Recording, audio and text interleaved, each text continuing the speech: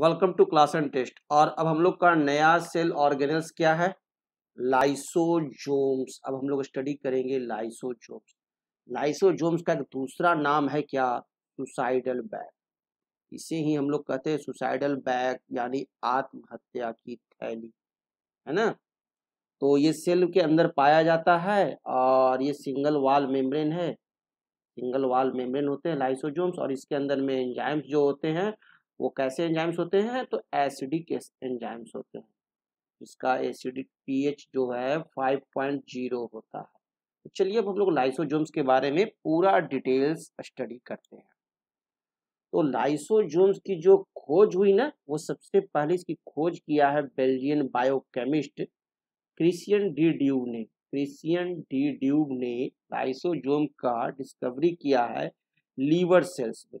Liver cells में lysosomes एक electron microscopic वेसिक्यूलर structure है साइटोप्लाज्म का, और ये इन्वॉल्व रहता है इंट्रासेलुलर डाइजेस्टिव एक्टिविटीज में, तो कॉल्ड लाइसोजोम्स। इसीलिए इसे कहते हैं लाइसोजोम। हमारे पेट में तो खाना पचते ही हैं, लेकिन सेल में खाना पचाने का काम या किसी भी सेलुलर पार्टिकल्स को या कोई मैक्रो पार्टिकल्स को पचाने का काम अगर कोई करता है तो वो करता है लाइसोजोम।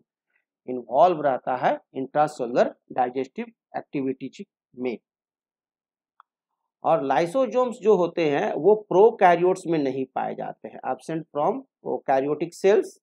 ये प्रेजेंट होते हैं यूकैरियोटिक एनिमल सेल्स में। ध्यान देंगे, यूकैरियोटिक एनिमल सेल्स में उपस्थित होते हैं। क्लियर? तो ये चीज ध्यान देना है कि यह प्रेजेंट कहाँ होता है? Eukaryotic animal sales.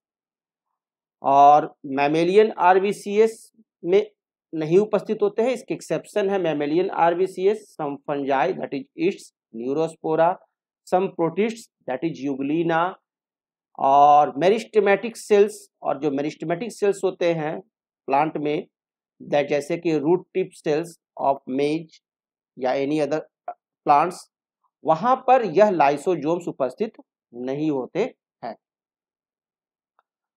तो लाइसोजोम्स को हम लोग उनके नेचर के आधार पर 4 भाग में डिवाइड किए हैं, 4 टाइप्स। और इसलिए कहते हैं कि ये शो करता है पॉलीमॉर्फिज्म। पॉलीमॉर्फिज्म शो करता है कौन? लाइसोजोम्स। ये याद रखने का चीज है कि लाइसोजोम्स जो है वो पॉलीमॉर्फिज्म शो करता है। और 4 भाग में जो लाइसोजोम्स डिवाइड किए हैं उसमें फर्स्ट है आपका प्राइमरी लाइसोजोम्स, सेकंड है सेकेंडरी लाइसोजोम्स। सेकेंडरी लाइसोजोम्स का ही दूसरा नाम है डाइजेस्टिव वैक्यूल्स। डाइजेस्टिव वैक्यूल्स या हेट्रोफैगोसोम्स, ये नाम है। तो ये ध्यान देकर याद रखेंगे कि सेकेंडरी लाइसोजोम्स को ही हम लोग कहते हैं डाइजेस्टिव वैक्यूल्स, ठीक है। और इसका अनदर नेम है क्या? हेट्रोफैगोजोम्स। तो सेकेंडरी लाइसोजोम्स के ये 2 नाम आपको याद रखने हैं, डाइजेस्टिव वैक्यूल्स एंड हेट्रोफैगोजोम्स।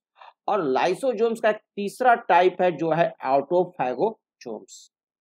और चौथा टाइप है लाइसोजोम का रेसिडुअल बॉडी, या कह सकते हैं टर्शियरी लाइसोजोम, या इसे कहते हैं टीलोलाइसोजोम। तो ये भी ध्यान देना है कि रेसिडुअल बॉडीज का अनदर नाम क्या है? टर्शियरी लाइसोजोम, और नहीं तो क्या इसे कहते हैं? टीलोलाइसोजोम। तो ये चीज हमें याद रखना है कि एक होता है हमारा क्या? Secondary lysosome. और सेकेंडरी लाइसोजोम के 2 नाम है, डाइजेस्टिव वैक्यूल्स और हेट्रोफैगोजोम्स। और टर्शियरी लाइसोजोम एक है, उसके भी 2 नाम है, एक है रेसिडुअल बॉडी और दूसरा है टीलोलाइसोजोम। अब प्रत्येक लाइसोजोम को हम लोग देखते हैं कि कैसे ये पॉलीमॉर्फिज्म है। तो चलिए सभी लाइसोजोम को बारी बारी स्टडी करते हैं। तो सबसे पहला लाइसोजोम जो है हमारा वो है प्राइमरी लाइसोजोम स्टोरेज ग्रैन्यूल्स, जिसका दूसरा नाम क्या है? प्राइमरी लाइसोजोम का स्टोरेज ग्रैन्यूल्स। क्लियर? और इस लाइसोजोम में जो डाइजेस्टिव एंजाइम्स होते हैं वो इनएक्टिव फॉर्म में होते हैं।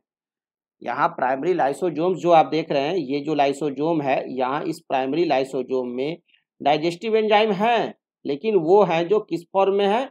इनएक्टिव फॉर्म में है। यानी कहने का अर्थ है कि वह सोया हुआ है ना। वो एक्टिव अभी नहीं है। वो एक्टिव कब होगा? जब इसको खाना मिलेगा तब एक्टिव होता है, यानी कुंभकर्ण है। अभी कुंभकर्ण जागेगा कब? सेकेंडरी लाइसोजोम बन जाता है। जब जाग गया तो प्राइमरी लाइसोजोम, कुंभकर्ण क्या बन गया? सेकेंडरी लाइसोजोम, जिसे हम लोग डाइजेस्टिव वैक्यूल्स कहते हैं या हेट्रोफैगोजोम्स कहते हैं।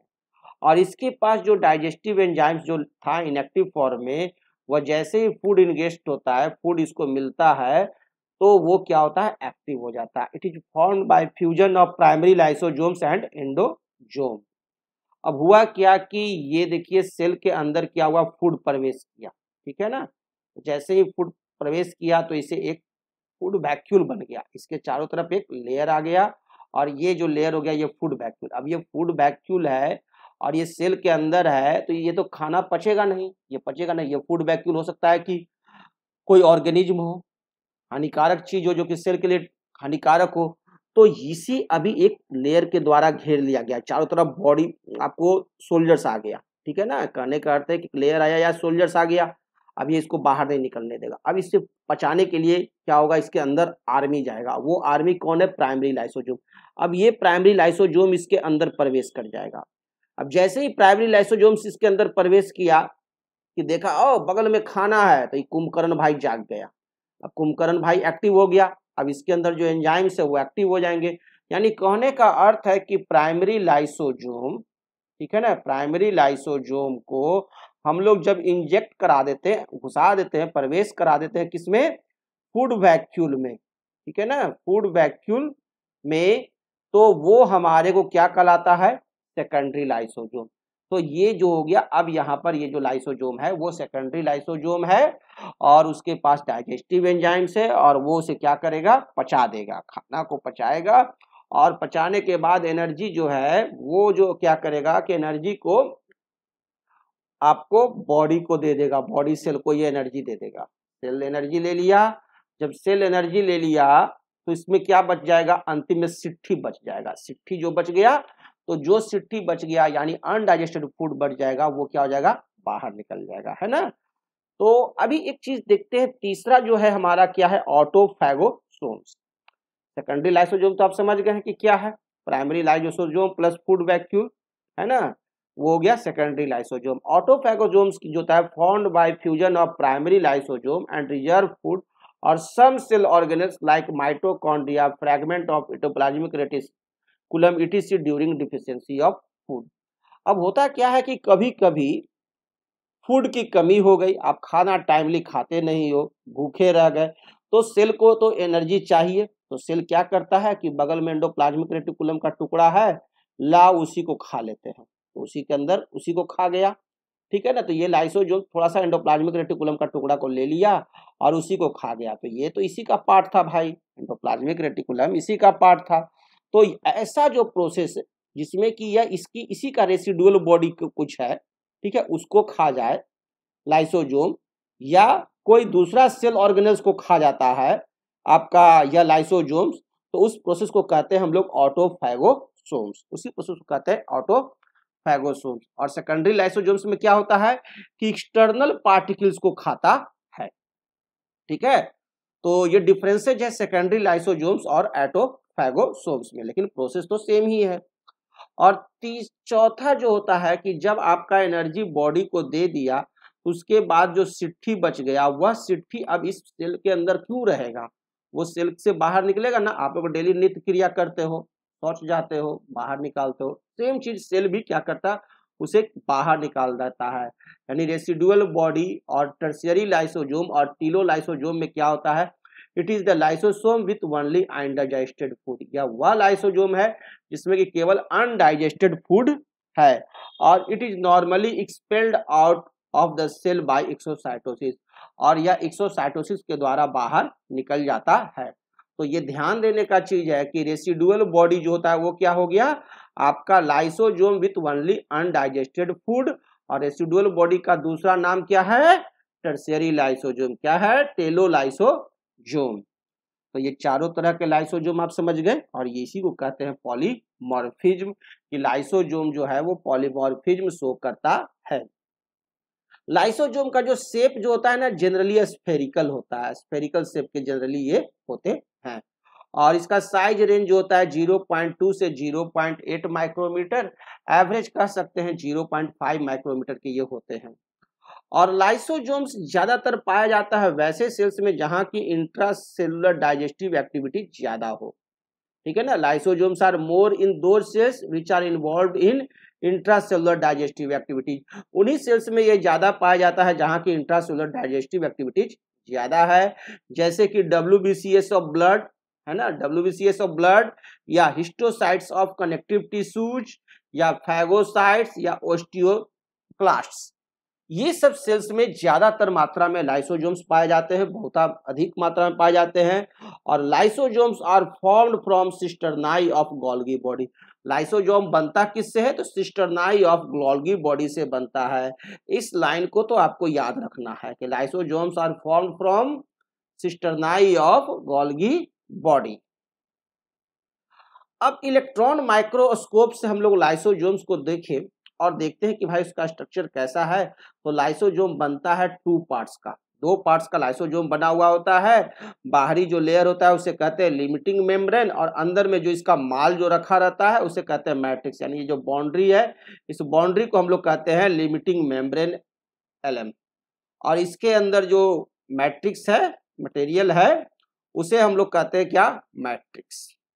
तो लिमिटिंग मेम्ब्रेन जो होता है वो आउटर एंड सिंगल लेयर्ड होता है। कैसे, कितने लेयर के होते हैं, सिंगल लेयर्ड होते हैं।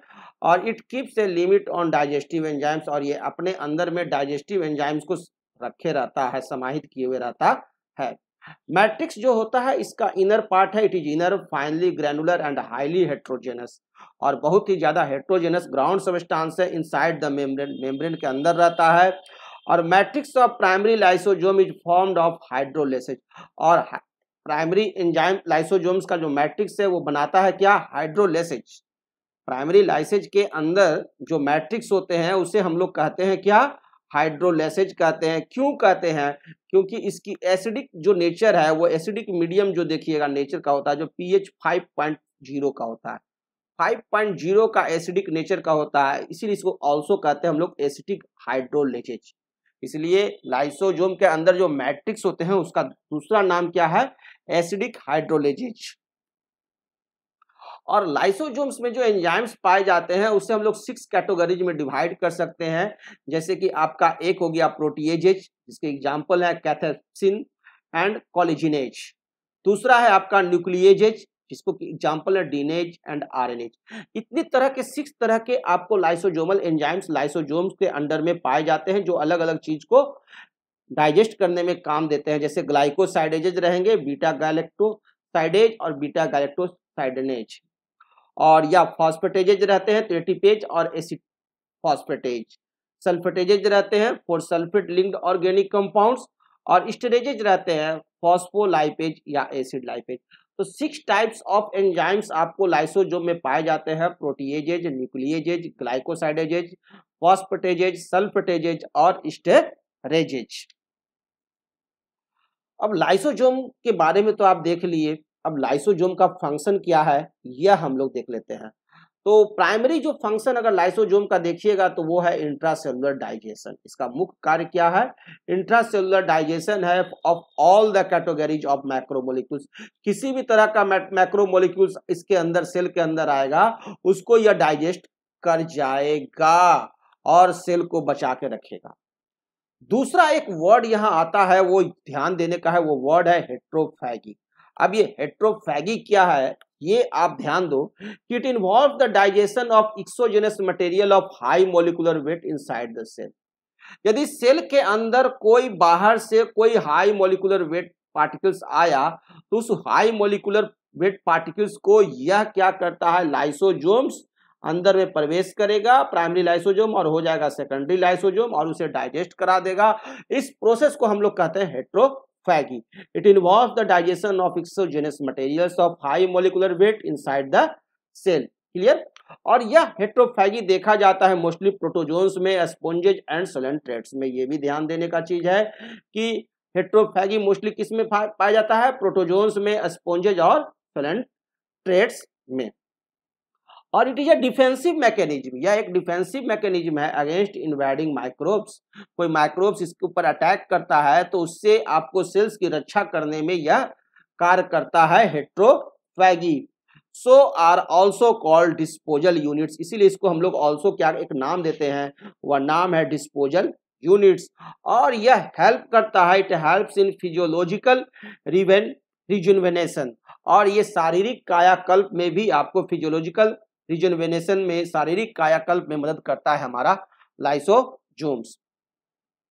अब लाइसोजोम्स में हम लोग देख रहे हैं इसका फंक्शन, सेकंड फंक्शन इसका है ऑटोफैगी। तो अभी आपने देखा था क्या, हेट्रोफैगी, हेट्रोफैगी मतलब एक्सटर्नल पार्टिकल्स को डाइजेस्ट करना। अब देखते हैं ऑटोफैगी, ऑटो मतलब स्वतः, ऑटो मतलब हो गया स्व, फैगी स्वयं को खाना। It involve the digestion of reserve foods, इसमें क्या होगा कि रिजर्व फूड्स को खाएगा, ऑफ सेल्स या सम सेल ऑर्गेनल्स, या कोई सेल ऑर्गेनल्स है like fragments of endoplasmic reticulum या माइटोकॉन्ड्रिया टीसी, उसी को यह खा जाता है ऑटोफैगी में, है ना। सेल के अंदर कोई अगर भूखमरी है, ठीक है ना, भूखमरी चल रहा है, स्टार्वेशन का पीरियड है, खाना आप टाइमली नहीं खा रहे हो, शरीर को बॉडी को खाना नहीं मिल रहा है, तो सेल क्या करता है कि सेल के अंदर जो रेसिडुअल बॉडीज रहता है उसी को लाइसोजोम्स की माध्यम से खाना शुरू करता है, या कोई दूसरा सेलुलर पार्टिकल्स है उस सेलुलर पार्टिकल्स को भी यह खाना शुरू कर देता है। That is called as autophagy. और ऑटोफैगी होता कब है, जब बॉडी में स्टार्वेशन होगा, भूखमरी के दौरान, ये ध्यान देने का चीज है। एक और टर्म है लाइसोजोमल फंक्शंस में, वो है ऑटोलाइसिस। हेट्रोफैगी देखो, ऑटोफैगी देखे और ऑटोलाइसिस। ऑटोलाइसिस कहने का अर्थ है कि आत्महत्या कर लेना, फांसी चढ़ा के मर जाना, भैया अब नहीं जीने का मन है तो उसको कहते हैं ऑटोलाइसिस। ऑटोलाइसिस को ही हम लोग कह सकते हैं कि इस प्रोसेस में क्या होता है कि हम लोग लाइसोजोम को कहते हैं कि सुसाइडल बैग है या एटम बम है कि खुद को उड़ा लिया, एटम बम शरीर में बांध करके खुद को उड़ा लिया, इसीलिए हम लोग लाइसोजोम्स को ऑल्सो कहते हैं सुसाइडल बैग्स या एटम बम्स, या हिंदी में इसे कहते हैं आत्महत्या की थैली। आत्महत्या की थैली हम लोग लाइसोजोम्स को ही कहते हैं। It involve self digestion of cell by lysosomal enzymes when after the cell death. यदि सेल आपका डेथ कर गया है तो उसमें क्या होता है कि लाइसोजोम ब्रस्ट कर जाएगा और सारा एंजाइम्स जो है वो आपको सेल्स में चले जाएंगे और पूरे सेल्स को ही ये क्या करता है, डिस्ट्रॉय कर देता है, बर्बाद कर देता है। Lysosomal enzymes are released, so lysosomes are called suicidal bags या एटम बम्स। इसीलिए लाइसोजोम्स को कहते हैं सुसाइडल बैग्स या एटम बम्स या आत्महत्या की थैली। Lysosomal enzymes cause dissolution of tail of tadpole. और ये जो सुसाइडल बैग्स से काम भी देता है कि अगर टैडपोल है तो टैडपोल के टेल को गायब करने में यह मदद करता है, ठीक है ना। लार्वा ड्यूरिंग मेटामॉर्फोसिस, ये डिजोल्यूशन में काम देते हैं, tail of tadpole, larva during metamorphosis. So the lysosome are also called recycling centre, इसीलिए लाइसोजोम्स को हम लोग रिसाइकलिंग सेंटर्स भी कहते हैं। तो लाइसोजोम्स बड़े काम का चीज है ना, सेल्स के अंदर रहने चाहिए जरूरत के अनुसार। In the primary lysosome release its enzyme by exocytosis to digest food outside. अब एक्स्ट्रा सेलुलर डाइजेशन होता है, तो क्या होता है एक्स्ट्रा सेलुलर डाइजेशन में, कोई बाहर का पार्टिकल्स अंदर घुसा तो उसको क्या करता है, लाइसोजोम्स खा जाता है। That is acrosome release hyaluronidase lytic enzyme to digest egg enveloped locally for sperm entry. Lysosome जो है इनिशिएट करता है cell division by digesting repressor molecules. Lysosomes जो है वो सेल डिवीजन को भी शुरू करता है सेल में, कैसे, रिप्रेसर मॉलिक्यूल्स को डाइजेस्ट करा करके। और डीएनए जो होता है ऑफ लाइसोजोम में काउ जीन म्यूटेशन, और लाइसोजोम का जो डीएनए होता है वो कारण होता है जीन म्यूटेशन का। लाइसोजोम का डीएनए ही है जो कि जीन म्यूटेशन का कारण बनता है, विच में cause disease like leukaemia, blood cancer, और जिसके चलते डिजीज भी होता है ल्यूकेमिया, ब्लड कैंसर, है ना। और न्यूट्रोफाइल्स WBC टाइप ऑफ ब्लड, ये हमारे बॉडी का सोल्जर्स है। अगर शरीर में कोई भी किसी भी तरह का माइक्रोब्स प्रवेश करता है तो उसको यह न्यूट्रोफाइल्स क्या करता है, खा जाता है, इनगल्फ कर जाता है। So these provide natural defence against the microbes. तो माइक्रोब्स के अगेंस्ट में नेचुरल डिफेंस के लिए हमारे को शरीर में उपयोग में आते हैं WBC टाइप ऑफ ब्लड में neutrophils WBC type of blood क्यों आते हैं? क्योंकि इसके अंदर लाइसोजोम होता है और इसे हम लोग कहते हैं soldiers of body, army of body. अब लाइसोजोम का फंक्शंस में हम लोग देख रहे हैं कि monocytes WBC type of blood जो है कॉल्ड नेचुरल स्कैवेंजर्स, या नेचुरल स्कैवेंजर्स है ना, engulf and digest the dead cell of body, और डेड सेल ऑफ बॉडी को भी यह आपको क्या करता है? खा जाता है। यानी कि यह सोल्जर्स ऑफ बॉडी तो है ही monocyte WBC type of blood, ये एक आपका बॉडी के अंदर नेचुरल स्कैवेंजर्स का भी काम करता है ना, आर्मी का भी काम करता है और नेचुरल स्कैवेंजर्स का भी काम करता है। Lysosome of osteoclasts digest the cartilage during the formation of replacing bones. Lysosome enzymes of seeds help in digestion of proteins and starch to help in the germination. अगर कोई सेल के अंदर, अगर कोई सीड्स में जर्मिनेशन हो रहा है, अगर सीड्स में जर्मिनेशन होता है तो वो जर्मिनेशन होने का भी कारण क्या है? लाइसोजोमल एंजाइम्स, क्योंकि वह प्रोटीन्स को डाइजेस्ट कराता है और स्टार्च को, और जर्मिनेशन में मदद कराता है। कौन? Lysosomal enzymes. इस प्रकार लाइसोजोम्स जो है वो सेल के अंदर जरूरी है, आत्महत्या की थैली भी है तो भी जरूरी है ना। अब मैंने आपको हेट्रोफैगी भी बताया, ऑटोफैगी भी बताया। अब इन दोनों में क्या डिफरेंस है जब ये देख लो, हेट्रोफैगी और ऑटोफैगी में डिफरेंस है। हेट्रोफैगी क्या हो गया? Exogenous material of high molecular wait. इसमें क्या होता है कि exogenous material of high molecular wait को खाया जाता है। और ऑटोफैगी में क्या होता है? Endogenous cytoplasmic material and either reserve food और सर्टेन सेल ऑर्गेनल्स। सेल के अंदर मौजूद ही रिजर्व फूड को खा जाएगा, नहीं तो कोई दूसरे सेल ऑर्गेनल्स को खाने के प्रोसेस को हम लोग कहते हैं ऑटोफैगी।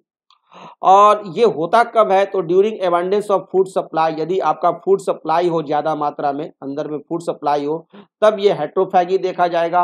और ये ऑटोफैगी कब होगा? जब भूखमरी होगा, ड्यूरिंग स्टार्वेशन और डिजीज कंडीशंस, या कोई रोग से ग्रस्त होता है सेल्स बॉडी, तब वो देखा जाता है ऑटोफैगी।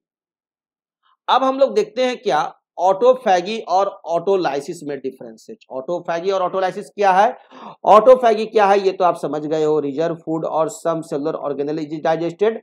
और ऑटोलाइसिस में पूरा का पूरा सेल ही डाइजेस्ट हो जाता है। ये आत्महत्या की थैली हो गया, आत्महत्या का अंग्रेजी नाम हो गया ऑटोलाइसिस, आप कह सकते हो। होल सेल डाइजेस्ट हो जाएगा। Position of enzymes, enzymes remain with in the vacuole. Autophagy में जो एंजाइम्स होते हैं वो वैक्यूल के अंदर होते हैं। और ऑटोलाइसिस में क्या होता है कि lysosomal enzymes are released in the cytoplasm. यहाँ क्या होता है? ऑटोलाइसिस में लाइसोजोम डिस्ट्रॉय कर जाता है और पूरा एंजाइम साइटोप्लाज्म में चला जाता है और पूरा सेल ही डिस्ट्रॉय करा देता है। पीरियड ऑफ अकरेंस कब होता है? ऑकर्स ड्यूरिंग स्टार्वेशन और पैथोलॉजिकल कंडीशंस। ऑटोफैगी होता है जब भूखमरी हो या कोई रोग हो, तब यह ऑटोफैगी होता है, शरीर को बचाने के लिए, सेल्स को बचाने के लिए। और ऑटोलाइसिस होता है ऑकर्स आफ्टर द एजिंग और डेथ ऑफ द सेल्स। यदि कोई आदमी बूढ़ा होता है तो देखते हैं ना कि उसके शरीर का चमड़ा फटने लगता है। क्यों? क्योंकि एजिंग हो रहा है। तो एजिंग के दौरान आपको देखा जाएगा ऑटोलाइसिस। या कोई सेल डेड हो रहा है, डेथ कर गया है, सेल का डेथ हो गया है, तो भी आपको वहां पर ऑटोलाइसिस होगा। क्लियर? तो इस प्रकार से आपने लाइसोजोम्स का पूरा स्टडी किया और लाइसोजोम्स के बारे में पूरा जान लिया है। तो अगला जो टॉपिक हमारा होने वाला है वो है राइबोसोम्स। लाइसोजोम्स हमने देख लिया, अब हम लोग न्यू टॉपिक्स देखेंगे कि सेल के अंदर जो आपका राइबोसोम्स होता है उस राइबोसोम्स के बारे में पढ़ेंगे। ओके, तो नेक्स्ट क्लास में मिलते हैं। Thank you, good bye.